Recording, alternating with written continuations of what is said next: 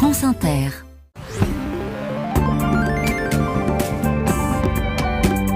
Bonjour, j'espère que vous allez bien. C'est chez nos voisins belges que nous sommes. Absolument, en mode grève générale. Avions cloués au sol, écoles, hôpitaux, administration, collecte des déchets, transports urbains sont impactés. Les deux principaux syndicats du pays, le chrétien CSC et le socialiste FGTB, dénoncent le projet de réforme des allocations chômage et celui des retraites du nouveau Premier ministre, le conservateur flamand Bart De Wever. Et au moment où la France serait tentée de revenir à 62 ans, les Belges, eux, risquent tous de partir à 66 ans. L'âge de départ des fonctionnaires serait aligné sur celui du privé. Le projet prévoit aussi de supprimer les régimes spéciaux de retraite. Le gouvernement fait valoir que dans le cas contraire, ça coûterait 14 milliards d'euros. Les syndicats dénoncent une régression sociale. Pas de grand cortège national, mais des piquets de grève un peu partout, à l'entrée des administrations et des entreprises. Dans les aéroports, tous les vols commerciaux ont été annulés au départ de Bruxelles-Zaventem et de Charleroi. Peu de métros, de trams, de bus. Même le trafic fluvial est interrompu, c'est dire, entre la mer du Nord et le port de Gand. La Belgique, comme la France, est dans le viseur de l'Union européenne pour déficit excessif. Une manifestation d'un autre genre en République dominicaine. Organisée cette fois par un groupe nationaliste baptisé Ordre Ancien, des centaines de personnes sont venues dénoncer l'immigration illégale haïtienne. La République dominicaine et Haïti se partagent l'île d'Hispaniola qui avait été découverte par Christophe Colomb.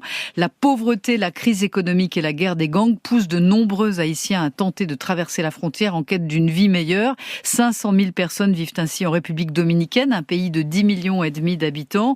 Le président Abinader, qui fait de la lutte contre l'immigration illégale l'une de ses priorités, a lancé la construction d'un mur de séparation en 2021, le long de la frontière de 340 km, insuffisant, considèrent les nationalistes d'Ordre Ancien, qui veulent réaffirmer l'identité dominicaine.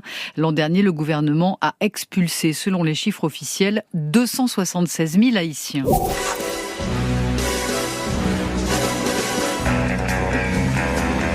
C'est la musique de quoi, ça ? De quoi donc ? Nous sommes au pays de James Bond en Angleterre, donc. 007 n'est plus au service de Sa Majesté, mais à celui d'Amazon.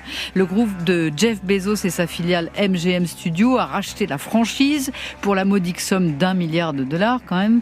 Les ayants droit lui ont cédé le contrôle créatif du personnage, alors peut-être verra-t-on un jour des parcs d'attractions 007, des jeux vidéo et toutes sortes de produits dérivés, tout est ouvert.